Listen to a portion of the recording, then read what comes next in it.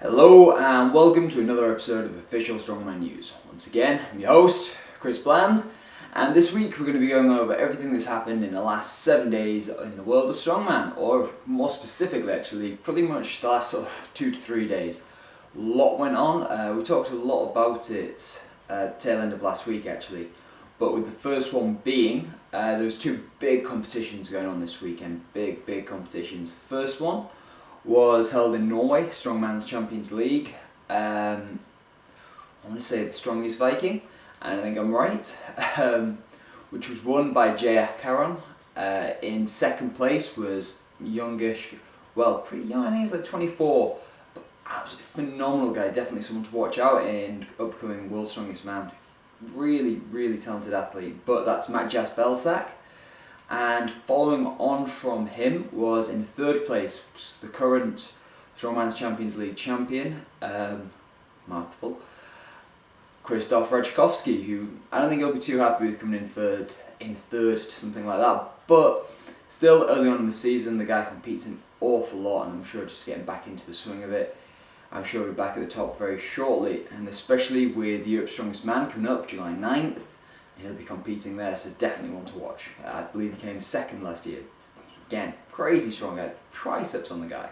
But moving on from that, we had Strongman's Champions League actually hasn't updated their website, which has made this a bit difficult. But through Facebook stalking, I've managed to get the sort of gist of a few of the other places. We have a competitor called Jorgen Skork Auckland who competed at Europe's Strongest Man under 105. He was 2014's under 105 Europe's Strongest Man. Very strong guy, but again, being a 105 competitor, one of the smaller athletes, and I believe this was his first open weight international, and I think he came 12th, which 12 out of 12, but by the sounds of it, he's pretty happy with how he did, and it was great just to get that experience.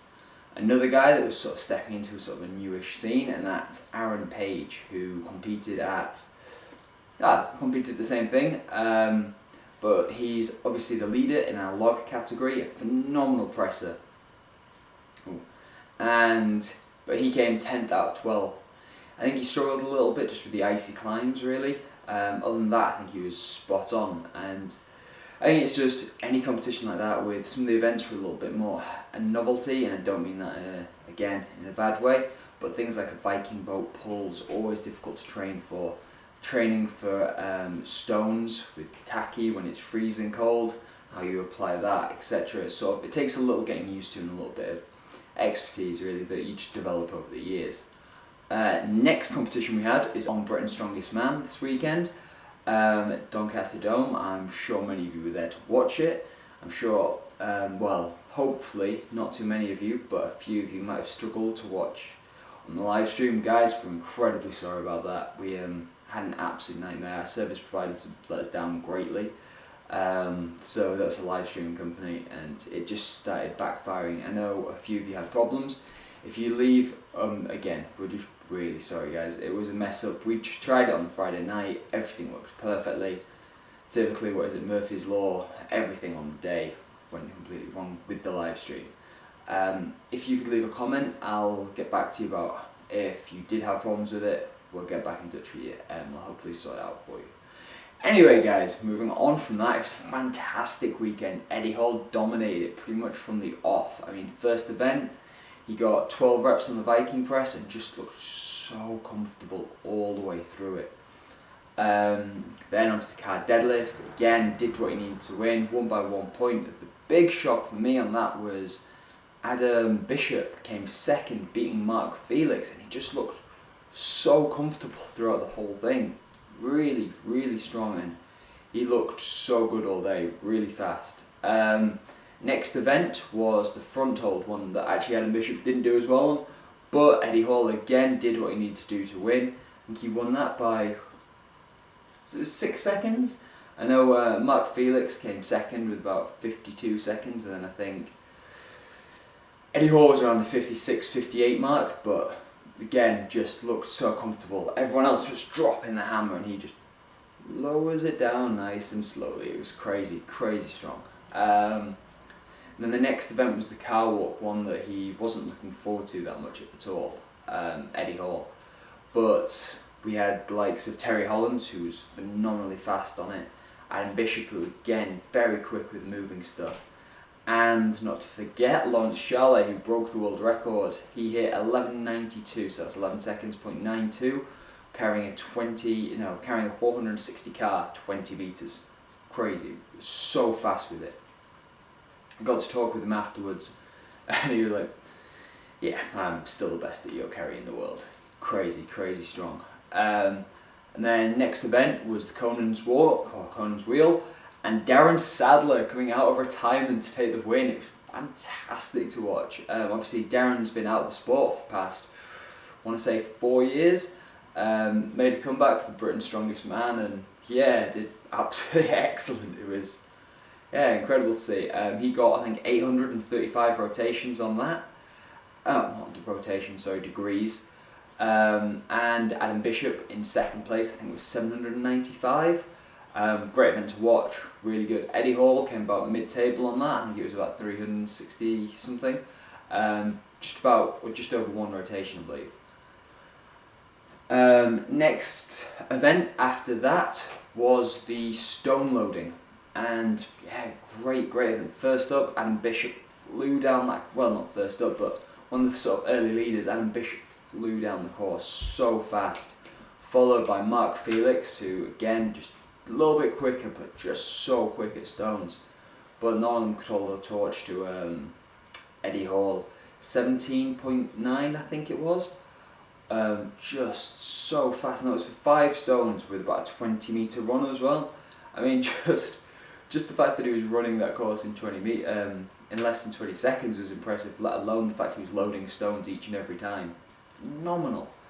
So that was Britain's Strongest Man. Incredible weekend, so much fun to be at.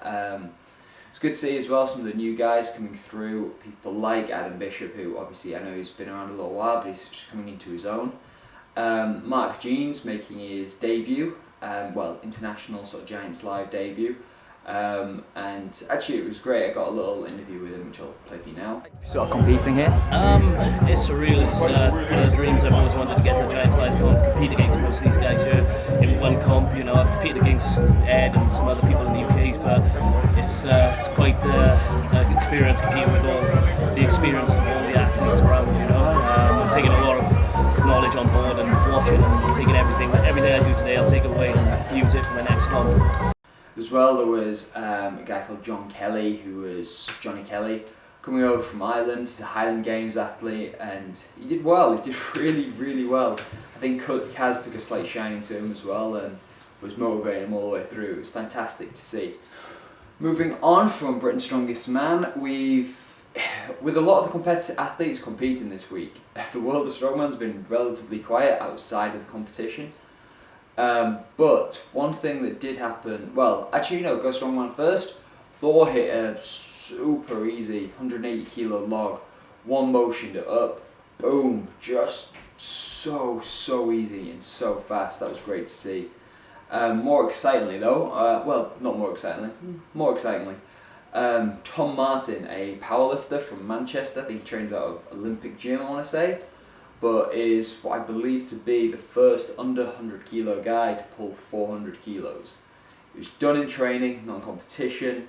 He was wearing straps but no suit, and I don't believe there was a hitch. I can't remember there being one, and my word, like that 4 times body weight, 100 kilos, crazy strong, and it looked doable. It wasn't that grind.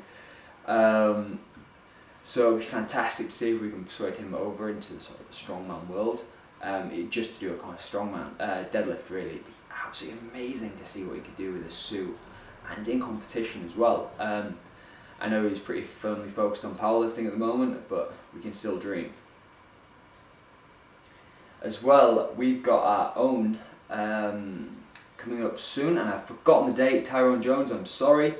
But there's going to be Wales Strongest Man under 90 kilos that we're going to go and film and hopefully live stream for you guys. But on top of that, they're having like an international deadlift competition, and some really strong guys are coming out of the woodwork for it. So we may get a chance to see what some of our guys are capable of. Obviously we saw at Europe's under 105s, we saw someone like Ben Kelsey and Marius Rosenthal pulling 380, I think it was, at 105. The other is Dominic Crane, who at 78 kilos put up a 235 kilo deadlift, and he goes so comfortably from the floor up, like no hyping, no stress, just and stand up. Super fast, be incredible to see what he can do. Again, that was in a powerlifting competition, but what he could do in a strongman comp would be fantastic to see. And that's all we have this week, guys. Back again next week, and keep lifting weights.